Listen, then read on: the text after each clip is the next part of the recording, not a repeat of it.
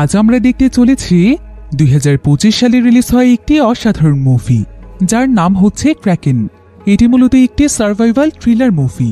একবার ভাবুন তো, যদি আমাদের পৃথিবীতে ভয়ানক এক মানুষ খেকো দানব চলে আসে আর তারা দখল করে নেয় পৃথিবীর সমস্ত সমুদ্রগুলো এবং একের পর এক ধ্বংস করতে থাকে মানুষকে, তখন পৃথিবীর পরিস্থিতি কেমন হতে পারে? হঠাৎ করে আমাদের পৃথিবীর সমুদ্রগুলোর মধ্যে নেমে আসতে থাকে এমনই ভয়ানক দানবীরা আর তারা ধ্বংস করতে থাকে পৃথিবীর মানুষদেরকে। কিন্তু পরবর্তীতে কি ঘটেছিল? মানুষকে এই ভয়ানক দানবদেরকে ধ্বংস করতে পেরেছিল? সেটাই আমরা দেখব আজকের এই মুভিটিতে। তাহলে চলুন ঘুরে আসা যাক ভয়ানক এক সামুদ্রিক দানবের গল্প থেকে। তো গল্পটি শুরু হয় নর্থ পোলের একটি জায়গাতে, যেখানে আমরা জুলিয়া এবং অস্কার নামক দুজন সায়েন্টিস্টকে দেখতে পাই। তারা দুজন মিলে সেখানকার পানির নিচে এক ধরনের বিস্ফোরণ ঘটিয়ে একটি রিসার্চ করছিল। কিন্তু ঠিক তখনই তাদের কাছে একটি ফোন আসে, যেখানে তাদেরকে অনেক বড় একটি তুফানের সতর্কবার্তা দেওয়া হয় এবং দ্রুত তাদেরকে সেই জায়গা ছেড়ে চলে আসতে বলা হয়। তাই তারা দুজন তাদের জিনিসপত্র প্যাক করতে থাকে। এদিকে সেখানকার একটি সমুদ্রের নিচে আমরা একটি সাবমেরিনকে দেখতে পাই, যেখানে একটি রিসার্চ টিম সমুদ্রের তলদেশ নিয়ে রিসার্চ করছিল। কিন্তু হঠাৎ করেই তারা দেখতে পায় যে অদ্ভুতভাবে সমুদ্রের তলদেশের পানি উপরের দিকে উঠে আসছে।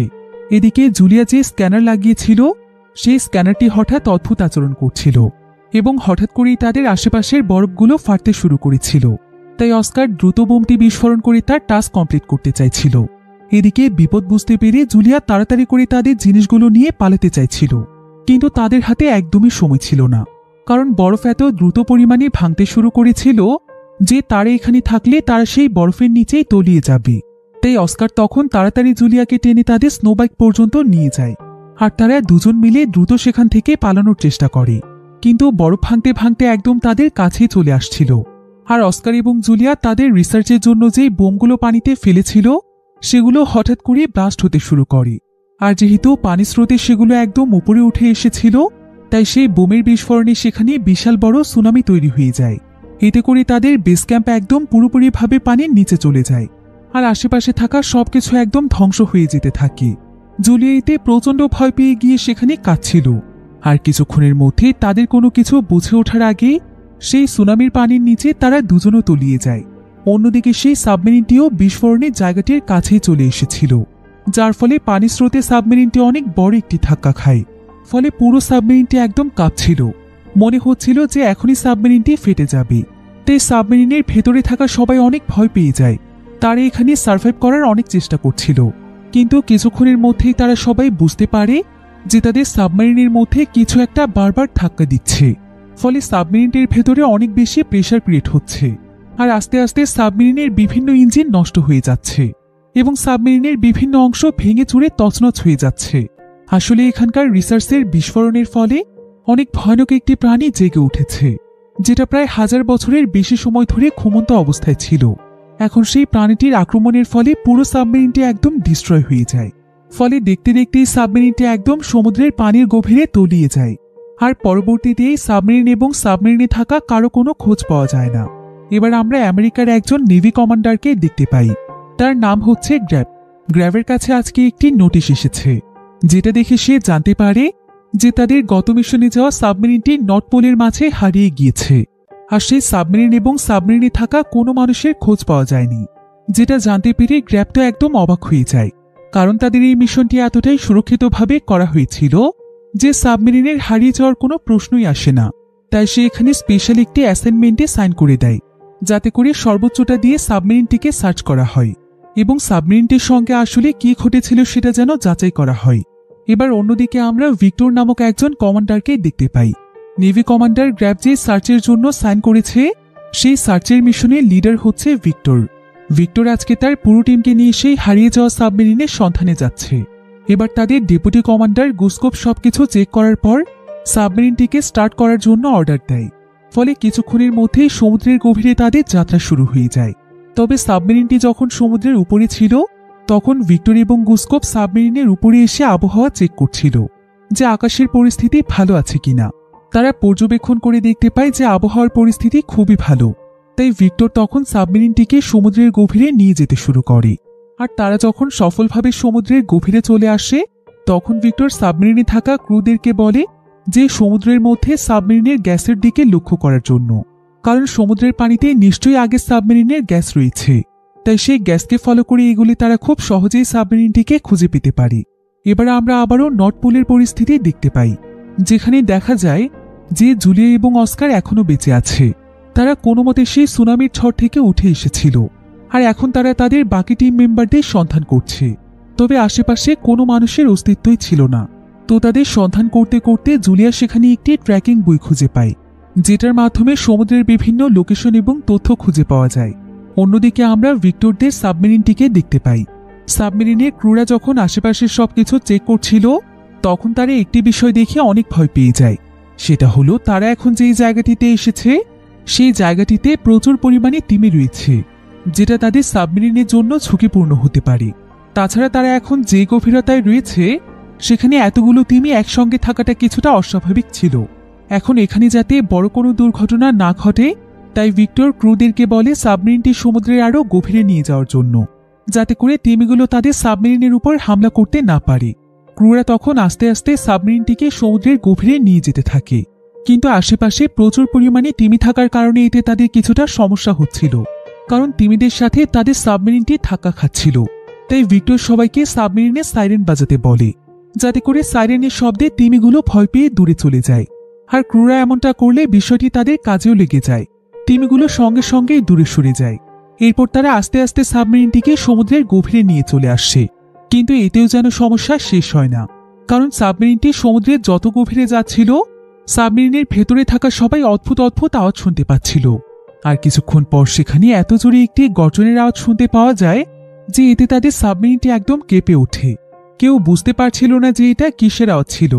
তবে কিছুক্ষণ পরই তারা সাবমেরিনের আশেপাশে বিশাল কিছুর অস্তিত্ব খুঁজে পায়।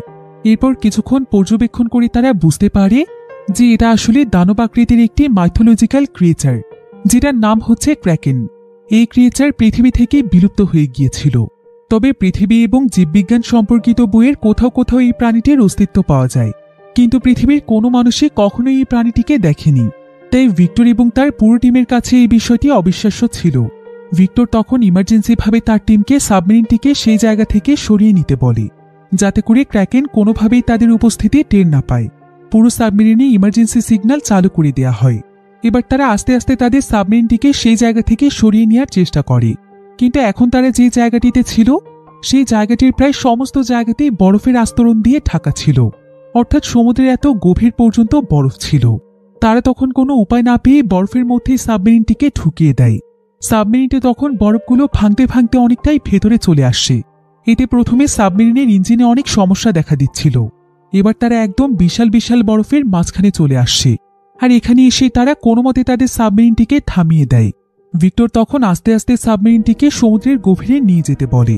এবার আমরা সমুদ্রের উপরের পরিস্থিতি দেখতে পাই। এটা ছিল সেই জায়গা যেখানে সায়েন্টিস্টরা তাদের রিসার্চের জন্য এসেছিল। তবে আশেপাশে এখন অনেকের লাশ পড়ে আছে, কারণ তারা বরফের নিচে ধসেই মারা গিয়েছে।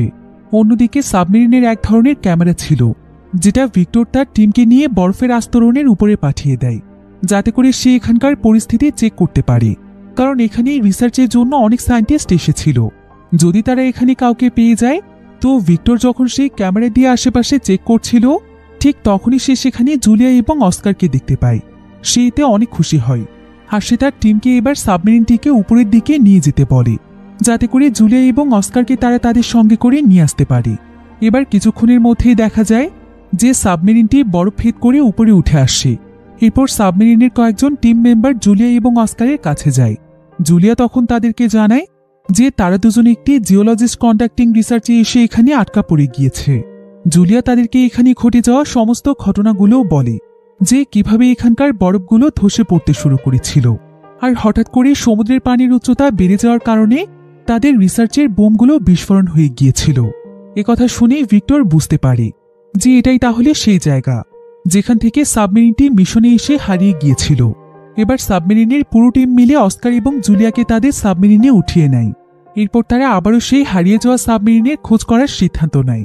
তো ভিক্টর যখন আবারও তাদের মিশনটি স্টার্ট করতেই যাচ্ছিল, ঠিক তখনই গুসকোপ এসে তাকে বাধা দেয়, আর সে ভিক্টরকে প্রথমে হেড অফিসে রিপোর্ট করতে বলে যে সমুদ্রের তলদেশে তারা দানব আকৃতির মাইথোলজিক্যাল ক্রিয়েচার ক্র্যাকেনকে দেখেছে। এটা অবশ্যই তার হেড অফিসে জানানো উচিত, কারণ সেই ক্রিয়েচারটি এতটাই বিশাল আকৃতির যে তাদের এই পুরো সাবমেরিনটি সে গিলে খেয়ে ফেলতে পারে। এতে তো তারাও মারা যেতে পারে। আর একবার তারা বড় বিপদে পড়লে পরবর্তীতে তারা হেড অফিসে সিগন্যাল পাঠানোর সময়ই পাবে না। কিন্তু ভিক্টর কোনোভাবেই বিষয়টিকে বড় করতে চাইছিল না, এমনকি সে মিশনটি কমপ্লিট করতেও কোনো প্রকার দেরি করতে চাইছিল না। কারণ যে সাবমেরিনটি হারিয়ে গিয়েছে সেই সাবমেরিনটিতে তার বড় ভাইও ছিল। তার বড় ভাই হচ্ছে সাবমেরিনের কমান্ডার, যার নাম হচ্ছে অ্যালেক্স। তাই ভিক্টর যেভাবেই হোক মিশনটি চালিয়ে যেতে চাইছিল। ভিক্টর তখন সবাইকে বলে যে তারা সেই ক্রিয়েচার থেকে অনেক দূরে চলে এসেছে, তাই তাদেরকে তাদের মিশনটি চালিয়ে যেতে হবে, কারণ তাদের মিশনের উপর অনেকগুলো মানুষের জীবন মরণ নির্ভর করছে। হতে পারে তাদের সেই সাবমেরিনটিতে কোনো সমস্যা দেখা দিয়েছে আর তারা সমুদ্রের তলদেশে তাদের সাহায্যের জন্য অপেক্ষা করছে। এখন ভিক্টর যেহেতু তাদের সবার লিডার ছিল, তাই ভিক্টরের কথাই তাদের সবাইকে মানতে হয়। এবার কিছুক্ষণের মধ্যেই সবাই সাবমেরিনটিকে আবারও স্টার্ট করে, আর আস্তে আস্তে তারা সাবমেরিনটিকে সমুদ্রের গভীরে নিয়ে যায়। এরপর তারা আবারও সেই হারিয়ে যাওয়া সাবমেরিনের সন্ধান করতে থাকে। তারা সাবমেরিনের ভেতরের ম্যাপ ফলো করতে করতে এগোচ্ছিল, কিন্তু কিছু দূর যাওয়ার পরেই দেখা যায় যে সামনে থেকে অনেক বিকট একটি আওয়াজ আসতে থাকে, যেটা শুনতে পেয়ে তারা সবাই অনেক ভয় পেয়ে যায়। আর কিছুক্ষণের মধ্যেই দেখা যায় যে সমুদ্রের তলদেশের মাটি পানিতে মিশতে শুরু করে। এখন সবাই যখন এই বিষয়টি লক্ষ্য করে তখন তারা দেখতে পায় যে সেই ভয়ানক ক্রিয়েচার অর্থাৎ ক্র্যাকেন তাদের পেছনেই রয়েছে, আর সেই ক্র্যাকেন তাদের সাবমেরিনটির পিছু করছে। এটা দেখে তারা সবাই অনেক ভয় পেয়ে যায়। ভিক্টর তখন তাদের সমস্ত ক্রুদেরকে অর্ডার করে যাতে করে সাবমেরিনটিকে দ্রুত একটি বরফের মাঝখানে ঢুকিয়ে দেয়া হয়, যেখান থেকে ক্র্যাকেন আর তাদের সাবমেরিনটিকে দেখতে পাবে না। তো সবাই যখন সাবমেরিনটিকে লুকোনোর কাজে ব্যস্ত ছিল, ঠিক তখনই তারা দেখতে পায় যে সমুদ্রের নিচে একটি অয়েল মাইন রয়েছে, আর ক্র্যাকেনটি মূলত সেই জায়গাতেই আক্রমণ করতে যাচ্ছে। এবার ক্র্যাকেনটি কিছুটা সাইডে চলে গেলে সবাই মিলে তাদের সাবমেরিনটিকে একটি বরফের মাঝখানে নিয়ে যায়। এবার ক্র্যাকেনটি কিছুটা সাইডে চলে গেলে তারা একটু নিশ্চিন্ত হয়। তারা ভাবে যে ক্র্যাকেনটি হয়তো চলে গিয়েছে। এরপর তারা দ্রুত তাদের সাবমেরিনটি একটি বরফের মাঝখানে নিয়ে গিয়ে লুকিয়ে ফেলে। অন্যদিকে আমরা সমুদ্রের সেই অয়েল মাইনটিকে দেখতে পাই, যেখানে বেশ কিছু মানুষ কর্মরত ছিল। তো একজন ব্যক্তি যখন সেখানকার গ্লাস দিয়ে বাইরে দেখছিল, তখন যেন ভয়ে একদম তার আত্মা কেঁপে ওঠে, কারণ সে দেখতে পায় যে তাদের পুরো সাবমেরিনটিকে ক্র্যাকেন ঘিরে ফেলেছে। আর এই ক্র্যাকেনটির এক একটি অঙ্গ প্রত্যঙ্গ এতটাই বিশাল আকৃতির ছিল, যেটা দেখে তারা একদম হতবাক হয়ে যায়। এবার মুহূর্তের মধ্যে ক্র্যাকেনটি অয়েল মাইনের উপর হামলা শুরু করে। সে অয়েল মাইনটিকে একদম ভেঙে চুরে তছনছ করে ফেলছিল। ভিডিওর এই পর্যায়ে আপনাদেরকে সবচাইতে বিশ্বস্ত একটি বুকমেকার অ্যাপের সঙ্গে পরিচয় করিয়ে দিতে চাই, যার অফিসিয়াল পার্টনার হচ্ছে সিরিয়া এবং পিএসজি। এই অ্যাপে আপনি সমস্ত লাইভ ম্যাচের ফলাফল এবং লাইভ ম্যাচ দেখতে পারবেন, এমনকি আপনি স্কোরও অনুমান করতে পারেন। এই অ্যাপে রয়েছে ক্র্যাশ গেম থেকে শুরু করে online slot, live match streaming এবং রিয়েল টাইম গেমিং, যেখানে আপনি আইফোন, ল্যাপটপ, এমনকি বিএমডাব্লিউর মতো আশ্চর্যজনক পুরস্কার জিততে পারেন। কিন্তু সবার সেরা পছন্দ অবশ্যই চিকেন রুট। এই গেমটি খেলে সবাই দারুণ এনজয় করে, তাই যদি আপনি এখনো এটি ট্রাই করে না থাকেন তাহলে আপনি মিস করছেন। নতুন ইউজাররা আমার প্রোমো কোড ব্যবহার করে সাইন আপ করলে 30,000 টাকা পর্যন্ত বোনাস এবং ফ্রি স্পিন পেতে পারেন। আর জেতা টাকা আপনি চাইলে বিকাশ, রকেট, নগদ, ব্যাংক এবং অন্যান্য সহজ পদ্ধতির মাধ্যমে খুব সহজেই তুলে নিতে পারেন। রেজিস্ট্রেশনের জন্য পিন কমেন্টে থাকা লিঙ্কে ক্লিক করুন অথবা গুগলে গিয়ে অনুসন্ধান করুন, আর রেজিস্ট্রেশনের সময় প্রোমো কোড ব্যবহার করুন এবং বোনাস পান। এটা শুধুমাত্র একটি বিজ্ঞাপন।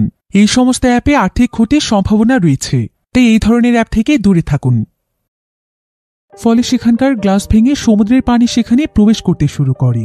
এদিকে ক্র্যাকেনটি পুরো অয়েল মাইনটিকে একদম পেঁচিয়ে ধরে, আর সেখানে যেহেতু তেলের উপস্থিতি ছিল তাই সেই পুরো জায়গাটি একদম বিস্ফোরিত হয়ে যায়। ফলে সেখানে কর্মরত সবাই মারা যায়। এদিকে ভিক্টরদের সাবমেরিনে যে ক্যামেরাটি ছিল, সেই ক্যামেরার মাধ্যমে ভিক্টর এবং তার পুরো টিম সবকিছুই দেখতে পাচ্ছিল, যে ক্র্যাকেনটি কিভাবে এই বিশাল অয়েল মাইনকে ধ্বংস করে দিয়েছে। তারা এখানে বুঝতে পারে যে ক্র্যাকেনটি আসলে কতটা শক্তিশালী এবং কতটা ভয়ানক।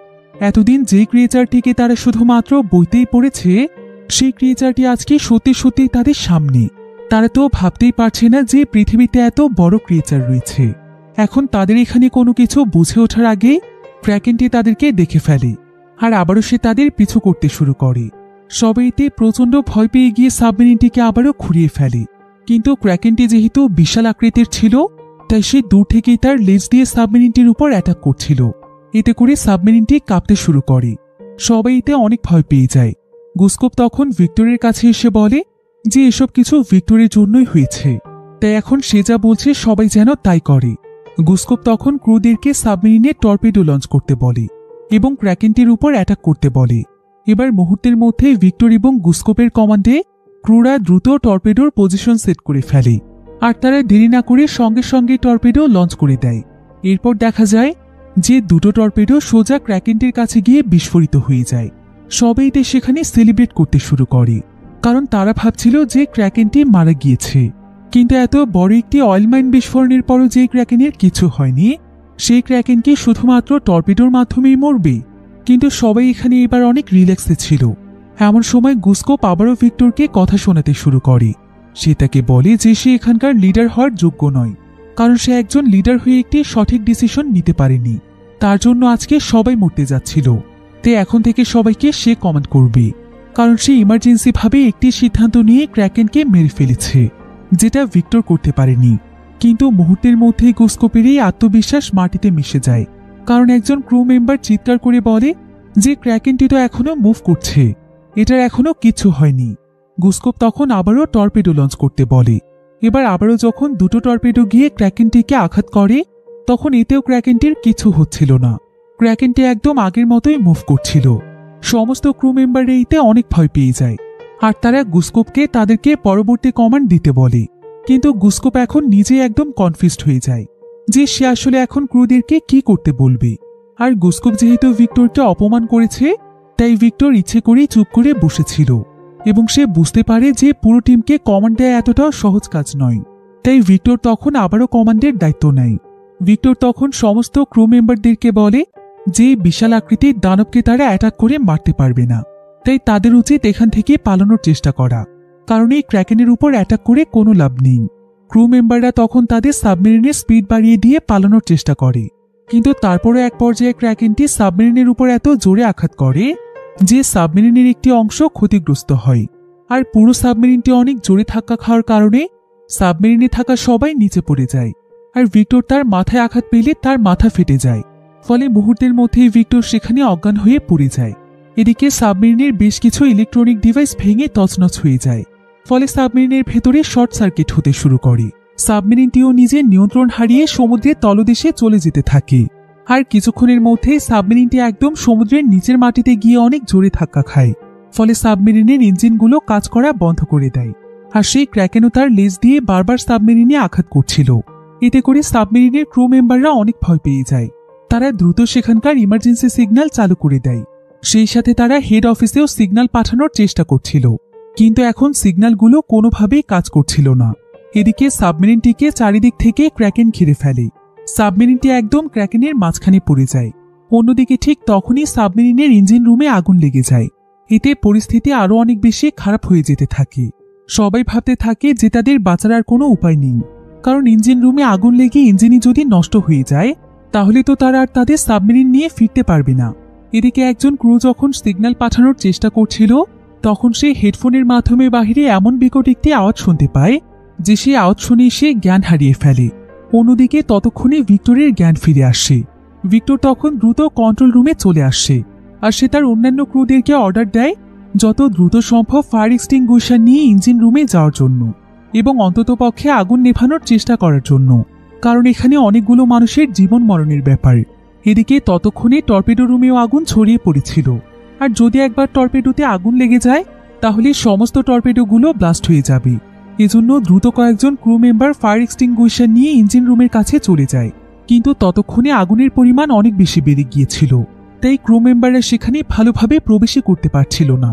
তারপরও তারা নিজেদের জীবন বাজি রেখে সেখানকার ভেতরে চলে যায় আর ফায়ার এক্সটিংগুইশার দিয়ে আগুন নিয়ন্ত্রণের চেষ্টা করে।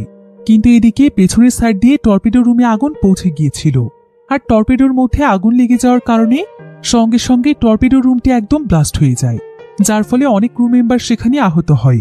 তবে যারা যারা এখনো সুরক্ষিত ছিল তারা কোনো মতে ভেতরে গিয়ে আগুনের সমস্ত জায়গাতে ফায়ার এক্সটিংগুইশার ব্যবহার করে। এরপর যারা আহত হয়ে সেখানে পড়েছিল তাদেরকেও টেনে সেই জায়গা থেকে বের করে নিয়ে আসে এবং সঙ্গে সঙ্গে সেই জায়গাটি লক করে দেয় এবং খুব ভালোভাবে জায়গাটিকে সিল করে ফেলে। ফলে আস্তে আস্তে আগুন নিয়ন্ত্রণে চলে আসে এবার পরিস্থিতি কিছুটা শান্ত হয়ে গেলে সমস্ত আহত ক্রুদেরকে রেস্টরুমে নিয়ে আসা হয়। এরপর সাবমেরিনে সবাই মিলে তাদের ট্রিটমেন্ট শুরু করে। আর সাবমেরিনে আগে থেকে ট্রিটমেন্টের বিভিন্ন জিনিসপত্র রাখা ছিল, যাতে করে যে কোনো জরুরি পরিস্থিতিতে তারা এগুলোকে কাজে লাগাতে পারে। এবার আমরা সেখানে সায়েন্টিস্ট জুলিয়াকে দেখতে পাই।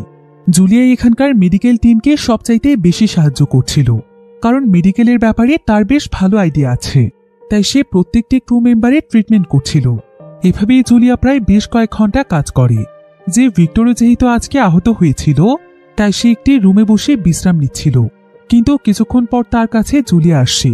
জুলিয়া তখন ভিক্টরকে বলে যে তাদের এখন সত্যি সত্যি এই মিশনটি বন্ধ করে দেওয়া উচিত, কারণ সে তো নিজের চোখেই দেখতে পেয়েছে যে সমুদ্রের মাঝখানে কত বড় ক্র্যাকেন ঘুরে বেড়াচ্ছে।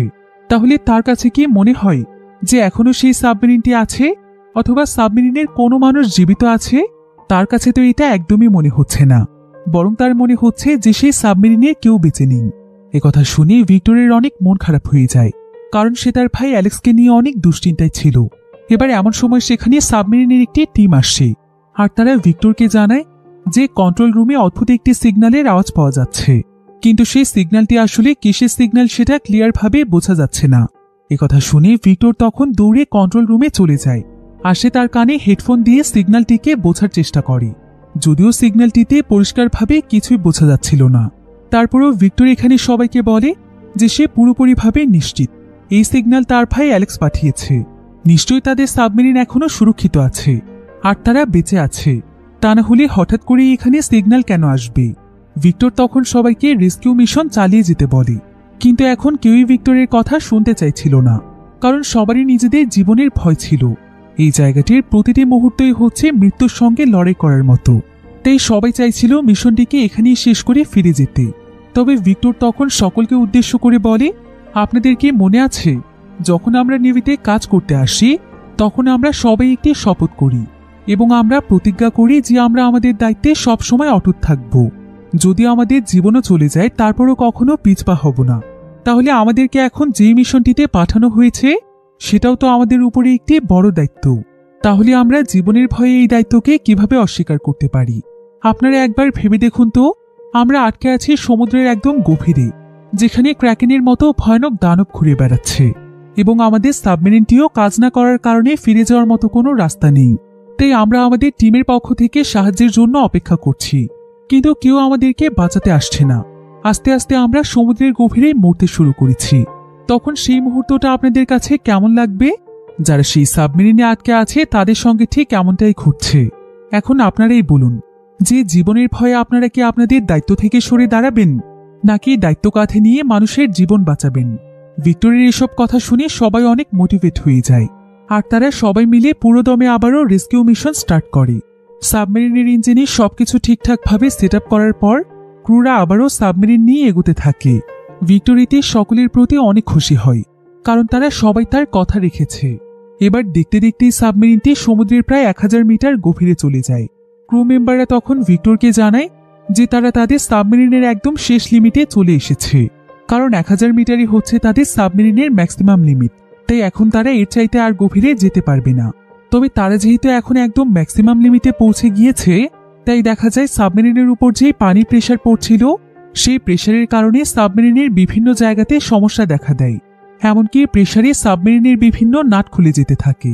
তাই ভিক্টর তখন সাবমেরিনটিকে আরেকটু উপরে নিয়ে যেতে বলে, যাতে করে ম্যাক্সিমাম লিমিট থেকে কিছুটা কম থাকে। তবে এমন সময় পিটার নামক একজন ক্রু মেম্বার বলে যে তারা এখন একটি আন্ডার ওয়াটার রিভাইনের কাছে পৌঁছে গিয়েছে, যেটা কিনা মূলত বিশাল বড় একটি খাদ, আর এই খাদের গভীরতা প্রায় 5000 মিটারের চাইতেও অনেক বেশি। তারা এখন খাদটির ঠিক উপরের অংশে আছে, আর খাদটি দেখে বোঝাই যাচ্ছিল যে এর গভীরতা কতটা বেশি হতে পারে। তাই ভিক্টর তখন ক্রুদেরকে বলে যে সাবমেরিনের ইঞ্জিন বন্ধ করে সাবমেরিনটিকে এখানে ভাসিয়ে রাখতে। সে নিজে এখন স্পেশাল একটি স্যুট পরে সাবমেরিন থেকে বেরিয়ে যাবে, আর সেই খাদের মধ্যে সে একাই যাবে এবং সন্ধান করবে যে সেখানে সেই সাবমেরিনটি আছে কিনা। ভিক্টরের এমন কথায় সবাই অনেক অবাক হয়ে যায়, তবে ভিক্টর তাদের লিডার হয়, তারা তার কথাই মেনে নেয়। সাবমেরিনটিকে সেই জায়গাতেই থামিয়ে দেওয়া হয়। এরপর ভিক্টর ওকি নামক একটি ছেলেকে তার কাছে ডাকে, আর সে ওকিকে বলে ডাইভিংয়ের জন্য তাকে রেডি করে দিতে, কারণ এটা ছিল ওকিরই কাজ। তো এবার খুবই অল্প সময়ের মধ্যে ভিক্টর রেডি হয়ে যায় এরপর সে সমুদ্রে ডাইভ করার জন্য সাবমেরিন থেকেই বের হতে যাচ্ছিল।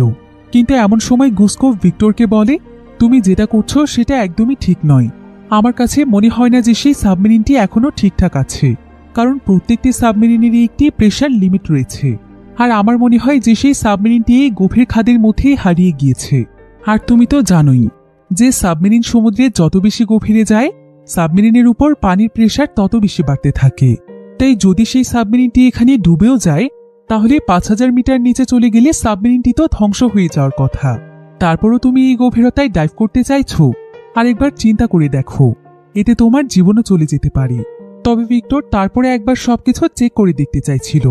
আর এমন সময় ওকে বলে যে সেও ভিক্টরের সঙ্গে যেতে চায়। সে কখনোই তার একজন সঙ্গীকে এত বড় বিপদে একা ঠেলে দেবে না। এরপর ওকে এবং ভিক্টর তাদের সাবমেরিনে থাকা স্পেশাল একটি বোটে উঠে পড়ে, যেখানে রেস্কিউ করার সমস্ত কিছুই ছিল। এবার তারা সেই বোট নিয়েই নেমে পড়ে সেই খাদের গভীরে, যেখানে অন্ধকার ছাড়া কিছু ছিল না। তবে বোটের মধ্যে থাকা বিশেষ একটি লাইটের কারণে তারা আশেপাশে দেখতে পাচ্ছিল। তো এইভাবেই সন্ধান করতে করতে তারা সেই খাদের প্রায় 1700 মিটার গভীরে চলে আসে। কিন্তু এত গভীরতায় এসেও তেমন কিছু দেখা যাচ্ছিল না। ভিক্টর তখন গভীরতা আস্তে আস্তে আরো বাড়াতে বলে। এবার যখন তারা প্রায় 2000 মিটার গভীরতায় পৌঁছে যায়, তখন তারা দূর থেকে বেশ কিছু জিনিস দেখতে পাচ্ছিল। এরপর আস্তে আস্তে যখন তারা আরেকটু কাছে যায়, তখন তারা দেখতে পায় যে এখানকার আশেপাশে অনেক পরিত্যক্ত জাহাজ পড়ে আছে, এমনকি বেশ কিছু সাবমেরিনও ছিল। এতে ভিক্টর এবং ওকে বুঝতে পারে যে এই জায়গাতে তাহলে এখন পর্যন্ত অনেক জাহাজ এবং সাবমেরিন হারিয়ে গিয়েছে, আর না জানি এখানে কত মানুষের মৃত্যু হয়েছে। তবে তারা সবচাইতে বেশি অবাক হয়ে যায় একটি বিষয় দেখে। সেটা হলো তারা এই জায়গাতে টাইটানিক জাহাজেরও ধ্বংসাবশেষ দেখতে পায়। এতে তারা বুঝতে পারে যে সাবমেরিনে করে তারা কতটা দূরে চলে এসেছে। তারা সেই জায়গাতে চলে গিয়েছে যেখানে টাইটানিক ডুবে গিয়েছিল। তবে আশেপাশে তারা এমন কোনো সাবমেরিন দেখতে পাচ্ছিল না, যেটাকে দেখে মনে হচ্ছে রিসেন্টলি ডুবে গিয়েছে। এখানকার প্রত্যেকটি জিনিসই খুবই পুরনো এবং পরিত্যক্ত ছিল। ভিক্টর তখন ওকিকে তাদের বোটটিকে আরো গভীরে নিয়ে যেতে বলে, কারণ এমনও হতে পারে যে সাবমেরিনটি কোনো ফাঁকা জায়গাতে পড়েছে এবং সেটা আরো গভীরে তলিয়ে গিয়েছে। ওকেও তখন ভিক্টরের কথা মতো সেটাই করে। তারা যখন আরো 1000 মিটার গভীরে চলে যায়, তখন তারা নতুন সাবমেরিনের মতো কিছু একটা দেখতে পায়, যেটাকে দেখে পরিত্যক্ত মনে হচ্ছিল না। এরপর আরেকটু কাছে যাওয়ার পরই তারা নিশ্চিত হয়ে যায় যে এটাই সেই সাবমেরিন যেটার সন্ধান তারা করছে। ভিক্টর এতে অনেক খুশি হয়ে যায়, কারণ অবশেষে তার ধারণাই সত্যি হয়েছে। সাবমেরিনটি এখনো পুরোপুরিভাবে অক্ষত অবস্থায় আছে। তো ভিক্টর এবং ওকে এখানে একদমই সময় নষ্ট করে না। তারা এখন যে বোটটিতে রয়েছে, ওকে সেই বোটটি চালাতে অনেক বেশি এক্সপার্ট ছিল, আর সেখানে সেই সাবমেরিনের সাথে তাদের বোটটিকে অ্যাটাচ করার চেষ্টা করছিল। যদিও প্রথমে তাদের জন্য বিষয়টি অনেকটাই ডিফিকাল্ট ছিল, কিন্তু ওকে তার দক্ষতা দিয়ে কিছুক্ষণের মধ্যেই তাদের বোটটিকে সাবমেরিনটির মধ্যে অ্যাটাচ করে ফেলে। এরপর ভিক্টর এবং ওকে দুজন মিলে সেই সাবমেরিনের দরজাটি খুলে ফেলে, আর তারা সেই সাবমেরিনের ভেতরে প্রবেশ করে। তবে সাবমেরিনের উপরের ঢাকনা তারা খুলতে পারলেও ভেতরে আরো একটি ঢাকনা ছিল, তাই তারা দুজন মিলে তখন সেই ঢাকনাটিকেও খোলার চেষ্টা করে। আস্তে আস্তে তারা সেখানকার নাটগুলোকে আলগা করে ফেলে এবং প্রায় অনেক সময় যাবৎ চেষ্টা করার পর তারা সেই ঢাকনাটি খুলতেও সক্ষম হয়ে যায়। আর ঢাকনাটি সেখান থেকে খোলার পরই তারা দেখতে পায় যে সাবমেরিনের ভেতরে এখনো বেশ কয়েকজন বেঁচে আছে। তবে সাবমেরিনটির প্রায় অনেকটা অংশ পানি দিয়ে তলিয়ে গিয়েছে, আর যারা বেঁচে আছে তারা অনেক কষ্ট করে সার্ভাইভ করার চেষ্টা করছে। এটা দেখে ভিক্টর যেন তার নিজের মাঝে প্রাণ ফিরে পায়, কারণ সে দেখতে পায় যে এখানে তার ভাই অ্যালেক্সও রয়েছে। তার এত পরিশ্রম যেন এখন সার্থক হয়েছে। এদিকে অ্যালেক্স এবং তার সঙ্গীরাও তাদেরকে দেখতে পেয়ে অনেক খুশি হয়ে যায়। তারা তো ভাবতেই পারেনি যে এত গভীর সমুদ্রে কেউ তাদেরকে বাঁচাতে আসবে। অন্যদিকে ভিক্টর এবং ওকি যখন তাদের সাবমেরিনে এই খবরটি পৌঁছে দেয় যে তারা সেই হারিয়ে যাওয়া সাবমেরিনটি খুঁজে পেয়েছে এবং সেখানকার ক্রু মেম্বাররা এখনো বেঁচে আছে, এটা শুনে ভিক্টরদের টিমের সবাই খুশিতে আত্মহারা হয়ে পড়ে। আর তারা সবাই মিলে সেখানে উল্লাস করতে থাকে, কারণ অবশেষে তাদের সমস্ত পরিশ্রম সফল হতে চলেছে। অন্যদিকে ভিক্টর এবং ওকে একদমই সময় নষ্ট না করে দ্রুত সেই সাবমেরিনের ক্রু মেম্বারদেরকে উপরে উঠিয়ে আনতে থাকে এবং তাদেরকে তাদের সেই স্পেশাল বোটে ট্রান্সফার করতে থাকে। কিন্তু সেই স্পেশাল বোটটিতেও মানুষের লিমিট ছিল, তাই যখন তারা আস্তে আস্তে সাবমেরিনের অর্ধেক মানুষকে সেই বোটে ট্রান্সফার করে দেয়, তখন বোটটি একদম ফুল হয়ে যায়। সেখানে আর একজন মানুষ ওঠার মতো কোনো জায়গা ছিল না। তাই ভিক্টর তখন ওকিকে বলে যে সে যেন তাদের সবাইকে তাদের সাবমেরিন পর্যন্ত পৌঁছে দেয় এবং যত তাড়াতাড়ি সম্ভব সে যেন আবারও ফিরে আসে। সে, তার ভাই অ্যালেক্স এবং বাকিরা ততক্ষণ পর্যন্ত তার জন্য অপেক্ষা করবে। ওকে তখন ভিক্টরের কথাতেই রাজি হয়। সে তখন অর্ধেক মানুষকে নিয়েই তাদের সাবমেরিনের উদ্দেশ্যে রওনা হয়। তবে সেই জায়গা থেকে চলে আসার আগে ওকে সেই সাবমেরিনের উপর একটি লোকেশন ট্র্যাকার লাগিয়ে দেয়, যেটা তাদের বোটের মধ্যেই ছিল, যাতে করে দ্বিতীয়বার সে খুব সহজেই এই লোকেশনে পৌঁছে যেতে পারে। কিন্তু সেখানে থাকা রিনো নামক একজন ক্রু মেম্বার সেই লোকেশন ট্র্যাকারটিকে বন্ধ করে দিতে বলে। সে বলে যে সমুদ্রের গভীরে কখন কি হয়ে যায় আমরা কেউ জানি না, হয়তো কোনো পানির স্রোত অথবা কোনো ক্রিয়েচারের ধাক্কায় লোকেশন ট্র্যাকারটি দূরে সরে যেতে পারে। এতে করে পরবর্তীতে ওকে যখন এখানে আসবে তখন সে হয়তো এভাবে ভুল লোকেশনে চলে যেতে পারে। ওকেও তখন রিনোর কথা মতো ট্র্যাকারটিকে বন্ধ করে দেয়। এরপর তারা সোজা সেই সাবমেরিনের উদ্দেশ্যে চলে যায়। এদিকে ভিক্টর এবং বাকি সবাই ওকে ফিরে আসার অপেক্ষা করছিল। এবার অ্যালেক্স এখানে ভিক্টরকে বলে যে তারা তাদের আশেপাশে বিশাল বড় ক্র্যাকেন দেখতে পেয়েছে, তাই নিশ্চয়ই সেই ক্র্যাকেনটি তাদের আশেপাশেই আছে। এজন্য কোনো বিপদ ঘটার আগেই তাদেরকে আগেই প্রস্তুতি নিতে হবে। অ্যালেক্স তখন ভিক্টরকে তার সঙ্গে তাদের ওয়েপন রুমে যেতে বলে, যেখানে তাদের কাছে বেশ কিছু অস্ত্র আছে। বিশেষ করে তাদের কাছে একটি প্লাজমা ওয়েপন রয়েছে, যেটা দিয়ে তারা সেই ক্রিয়েচারটিকে হয়তো ধ্বংস করতে পারবে। এবার ভিক্টর এবং অ্যালেক্স তখন প্রিপারেশন নেওয়ার জন্য প্রস্তুত হয়ে যায়। ভিক্টর অ্যালেক্সের সাথে তাদের ওয়েপন রুমে যেতে শুরু করে। তবে সেই পুরো জায়গাটি পানি দিয়ে একদম ভর্তি হয়ে গিয়েছিল। অন্যদিকে ফাইনালি ওকে সবাইকে নিয়ে তাদের সেই সাবমেরিন পর্যন্ত চলে আসে। এরপর সমস্ত ক্রু মেম্বারদেরকে সাবমেরিনে ঢোকানোর জন্য সবাই সাহায্য করছিল। এখানে অনেক ক্রু মেম্বার আবার আহত অবস্থায় ছিল, তাই ইমার্জেন্সি ভাবে সেখানে তাদের ট্রিটমেন্টের ব্যবস্থা করা হয়।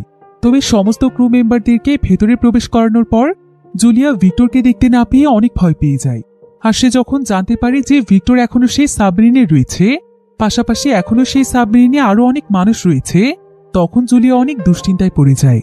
কারণ তাহলে তাদেরকে আরো একবার তাদের মিশনটি পরিচালনা করতে হবে, আর আবারও তারা সাকসেস হবে কিনা এটারও তো কোনো নিশ্চয়তা নেই। অন্যদিকে দেখা যায় যে সেই ক্র্যাকেনটি তাদের আশেপাশেই রয়েছে, আর সেই ক্র্যাকেনটি তার আশেপাশে শব্দ অনুভব করার চেষ্টা করছে। এদিকে ওকে এখানে সময় নষ্ট না করে আবারও রেস্কিউ করার জন্য রওনা হচ্ছিল। তবে এবার তাদের সঙ্গে অস্কার এবং রেনি দুজনেই যেতে চায়। এবার তারা তিনজন মিলে তাদের যাত্রা শুরু করে। তবে তারা যখন এবার 1000 মিটার নিচে আসে, ঠিক তখনই তারা ভয়ানক গর্জনের আওয়াজ শুনতে পায়। ওকে বুঝতে পারে যে এটা সেই ক্র্যাকেনের আওয়াজ, অর্থাৎ ক্র্যাকেনটি তাদের আশেপাশেই আছে।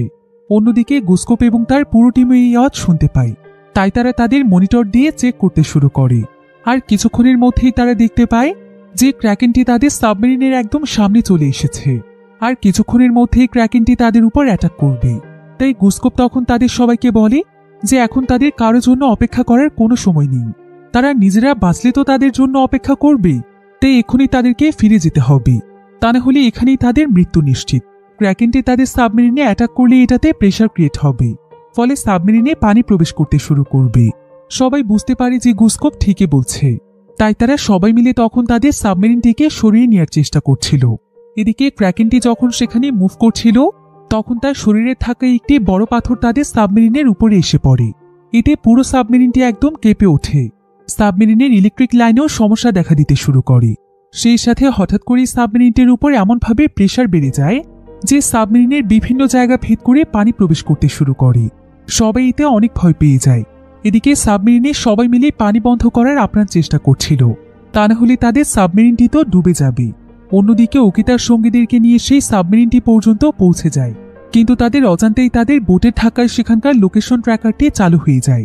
ফলে সেটা সেখানে অনবরত সিগন্যাল দিতে থাকে, আর সেই সিগন্যালের পাওয়ার সমুদ্রের পানিতে রিফ্লেকশন করছিল, যেটা সেই ক্র্যাকেন বুঝতে পারে, আর এটা ক্র্যাকেনকে আকর্ষিত করছিল। তাই ক্র্যাকেন তখন সেই সিগন্যালটির দিকেই আসতে থাকে। এদিকে গুসকোপ এবং তার পুরো টিম ভাবছিল ক্র্যাকেনটি সেখান থেকে চলে গিয়েছে, তাই তারা সেই জায়গাটিকে ছেড়ে যাওয়ার একটি বড় সুযোগ পেয়ে যায়। গুসকোপ পুরো টিমকে অর্ডার দেয় সাবমেরিনটিকে যতটা সম্ভব উপরের সার্ফেসে নিয়ে যাওয়ার জন্য, কিন্তু জুলিয়া এমনটা একদমই চাইছিল না যে অস্কার এবং তাদের বাকি সঙ্গীদেরকে এভাবে মৃত্যুর দিকে ঠেলে দিয়ে তারা চলে যাক, কিন্তু তাদের কাছে এছাড়া আর কোনো উপায় নেই। অন্যদিকে ওকি এবং তার পুরো টিম যখনই সাবমেরিনের সবাইকে উদ্ধার করতে যাবে, ঠিক তখনই ওকি দেখতে পায় যে সেই ক্র্যাকেনটি তাদের বোটের কাছে আছে। এতে সে অনেক বেশি ভয় পেয়ে যায়। অন্যদিকে ভিক্টর এবং অ্যালেক্স তাদের সাবমেরিনের ওয়েপেন রুমে পৌঁছে গিয়েছিল। তবে এমন সময় অ্যালেক্স তার ভাই ভিক্টরকে বলে যে তাদেরকে এখানকার হলওয়ের মাধ্যমে হামাগুড়ি দিয়ে ভেতরে যেতে হবে, তবেই তারা এখানকার প্লাজমা ওয়েপনটিকে অ্যাক্টিভ করতে পারবে। অন্যদিকে ওকি তাদের স্পেশাল বোটটিকে সাবমেরিনের সাথে অ্যাটাচ করে ফেলেছিল, আর সে এখানে যত দ্রুত সম্ভব সেখানকার ক্রু মেম্বারদেরকে বোটে উঠিয়ে নেওয়ার চেষ্টা করছিল, কারণ যে কোনো সময় ক্র্যাকেন তাদের বোটের মধ্যে হামলা করতে পারে। এখানে আবার ক্র্যাকেনের আওয়াজও শুনতে পাওয়া যাচ্ছিল, তাই এখানকার সবাই বেশ ভয় পাচ্ছিল। অন্যদিকে অ্যালেক্স এবং ভিক্টর হলওয়ের মাধ্যমে প্লাজমা উইপনের কাছে পৌঁছে গিয়েছিল। অ্যালেক্স তখন ভিক্টরকে উইপনগুলোকে অ্যাক্টিভ করার জন্য ইনস্ট্রাকশন দিতে থাকে, আর সে তাকে বলতে থাকে সবকিছু তাড়াতাড়ি করার জন্য। কিন্তু এমন সময় অ্যালেক্স অনেক ভয় পেয়ে যায়, কারণ সে তাদের সাবমেরিনের আশেপাশে ক্র্যাকেনের আওয়াজ শুনতে পাচ্ছিল, যেটা কিনা অনেক বিকট একটি আওয়াজ ছিল। আওয়াজ শুনে বোঝাই যাচ্ছিল যে ক্র্যাকেনটি তাদের দিকেই ধেয়ে আসছে। এখন বিপদ সংকেত বুঝতে পেরে ওকে তাড়াতাড়ি সবাইকে ভেতরে ঢুকিয়ে নিয়ে দ্রুত সেখানকার ঢাকনা বন্ধ করে দেয়। কিন্তু ততক্ষণে ক্র্যাকেনটি তাদেরকে চারিপাশ থেকে একদম ঘিরে ফেলেছিল। অন্যদিকে ওয়েপেন রুমের ভেতরে অনবরত পানি প্রবেশ করছিল। পরিস্থিতি এখন খুবই খারাপ হয়ে গিয়েছিল। অ্যালেক্স তখন দ্রুত ভিক্টরকে প্লাজমা উইপন অ্যাক্টিভ করতে বলে। এদিকে ক্র্যাকেনটি তাদের সাবমেরিনের উপর হামলা শুরু করে দেয়, যার ফলে সাবমেরিনটি প্রচণ্ড রকমের কাঁপছিল। এতে ভিক্টর অনেক চেষ্টা করেও কোনোভাবেই প্লাজমা উইপনটিকে অ্যাক্টিভ করতে পারছিল না, কারণ তার হাত খুবই নড়ছিল। তবে অনেক চেষ্টা করার পর ভিক্টর সেখানকার একটি বাটন প্রেস করতে পারে। এতে করে কিছুক্ষণের মধ্যে সেখানে তাদের প্লাজমা উইপনটি অ্যাক্টিভ হয়ে যায়। এদিকে ততক্ষণে ক্র্যাকেনটি তাদের একদম কাছে চলে এসেছিল, কিন্তু সৌভাগ্যবশত ততক্ষণে প্লাজমা উইপনটি তার কাজ শুরু করে দেয়। আর এটা এতটাই শক্তিশালী একটি উইপন ছিল, ফাইনালি ক্র্যাকেনটির পুরো শরীরটি একদম ছিন্ন বিচ্ছিন্ন হয়ে যায়, আর প্লাজমা উইপনটির রিয়েকশন একদম স্পেসের বাইরে পর্যন্ত চলে যায়। তো এত শক্তিশালী উইপনের পাওয়ারের কারণে অবশেষে ক্র্যাকেনটি সেখানেই মারা যায়। কিন্তু তারপরও তাদের বিপদ এখনো শেষ হয়নি, কারণ এমন সময় অ্যালেক্স দেখতে পায় যে এখানে তাদের প্লাজমা উইপনটি অ্যাক্টিভ করার কারণে সাবমেরিনের অটোমেটিক ডিস্ট্রাকশন সিস্টেমও অ্যাক্টিভেট হয়ে যায়, অর্থাৎ কিছুক্ষণের মধ্যে সাবমেরিনটিও ডিস্ট্রয় হয়ে যাবে। তাই অ্যালেক্স এখানে ভিক্টরের জন্য অনেক দুশ্চিন্তায় পড়ে যায়, কারণ ভিক্টর এখনো উপরের ওয়েপন রুমেই ছিল। অ্যালেক্স তখন ভিক্টরকে তাড়াতাড়ি করে নিচে নেমে আসতে বলে, আর ততক্ষণে ভিক্টর নিচে চলে এসেছিল। তবে এখন এই পুরো জায়গাটি আরো বেশি পানি দিয়ে ভরে গিয়েছে। বিশেষ করে তারা যে হলওয়ের রাস্তাটি দিয়ে এখানে প্রবেশ করেছিল, সেই রাস্তাটি এখন প্রায় পুরোপুরিভাবেই পানির নিচে চলে গিয়েছিল। এদিকে সাবমেরিনটি ডিস্ট্রয় হওয়ার টাইমার স্টার্ট হয়ে গিয়েছিল। তবে ভিক্টর এবং অ্যালেক্স কোনো মতে সাবমেরিনের দরজার কাছে চলে আসে, আর তারা সেখানকার সিঁড়ি দিয়ে উপরে উঠতে শুরু করে। এদিকে সাবমেরিনটি একদম ডুবেই যাচ্ছিল, কিন্তু তার আগেই তারা দুই ভাই কোনো মতে ওকে বোটে উঠে পড়ে, আর তারা দ্রুত তাদের বোটের দরজা লক করে দেয়। এবার ওকে যখন দ্রুত তাদের বোটটিকে স্টার্ট করতেই যাবে, তখন তারা দেখতে পায় যে তাদের কানেক্টিং হ্যাচটি সাবমেরিনের সঙ্গে আটকে গিয়েছে। এদিকে সাবমেরিনটি ডিস্ট্রয় হতে আর মাত্র কয়েক সেকেন্ড সময় বাকি ছিল, তাই বোটে থাকা সবাই মিলে বোটটির মধ্যে প্রেসার ক্রিয়েট করছিল। এবার একদম শেষ পর্যায়ে এসে কোনো মতে তাদের বোটটি দূরে সরে আসে, আর সঙ্গে সঙ্গে সাবমেরিনটি বিস্ফোরিত হয়ে যায়। কিন্তু এখানে আর বোঝা যায় না যে ভিক্টররা বেঁচে আছে নাকি মারা গিয়েছে। অন্যদিকে দেখা যায় গুসকোপ এবং তার পুরো টিম একদম সার্ফেসে চলে এসেছিল, যে জায়গাটা একদম সুরক্ষিত ছিল, আর তারা সবাই মিলে এখানে তাদের একটি রেস্কিউ শিপের জন্য অপেক্ষা করছিল। এবার জুলিয়া একটি দূরবীন দিয়ে দেখতে চাইছিল যে সেই শিপটি আসছে কিনা, কিন্তু এমন সময় সে দেখতে পায় যে দূরে তাদের সাবমেরিনের স্পেশাল বোটটিকে দেখা যাচ্ছে। এতে তো জুলিয়া খুশিতে একদম আত্মহারা হয়ে যায়। তখন তারা সবাই মিলে সেখানে উল্লাস করতে থাকে। এবার ফাইনালি ওকি এবং ভিক্টর সবাইকে নিয়ে তাদের সাবমেরিনের কাছে পৌঁছে যায়। এত কিছুর পর সবাই একটি বিষয় ভেবেই অনেক খুশি ছিল, তারা সবাইকে বাঁচিয়ে আনতে পেরেছে। এবার এক এক করে তারা সবাই তাদের সাবমেরিনে প্রবেশ করে। এরপর তারা শুরু করে দেয় তাদের বাড়িতে ফেরার যাত্রা। কিছুক্ষণ পর ভিক্টর এবং গুসকোপ সাবমেরিনের উপরে একসঙ্গেই দাঁড়িয়েছিল। তারা এখানকার আবহাওয়া পর্যবেক্ষণ করছিল। তবে গুসকোপকে দেখেই বোঝা যাচ্ছিল যে ভিক্টর গুসকোপের সঙ্গে তার ব্যবহারের জন্য লজ্জিত বোধ করছে, কারণ সে গুসকোপকে উদ্ধার কাজ বন্ধ করতে বলেছিল। অথচ ভিক্টর তার বিরুদ্ধে গিয়ে উদ্ধার কাজ চালানোর ফলে আজকে এতগুলো মানুষের জীবন বেঁচে গিয়েছে, এমনকি ক্র্যাকেনের মতো ভয়ানক দানবটিও ধ্বংস হয়েছে। তো এমনই একটি সুন্দর এন্ডিং এর মাধ্যমে গল্পটি এখানেই শেষ হয়ে যায়। তো আজকের গল্পটি আপনাদের কাছে কেমন লেগেছে সেটা আমাকে ভিডিওর নিচে কমেন্ট করে জানাতে ভুলবেন না। দেখা হবে পরবর্তী নতুন কোনো ভিডিওতে। সে পর্যন্ত সবাই ভালো থাকুন, সুস্থ থাকুন। আল্লাহ হাফেজ।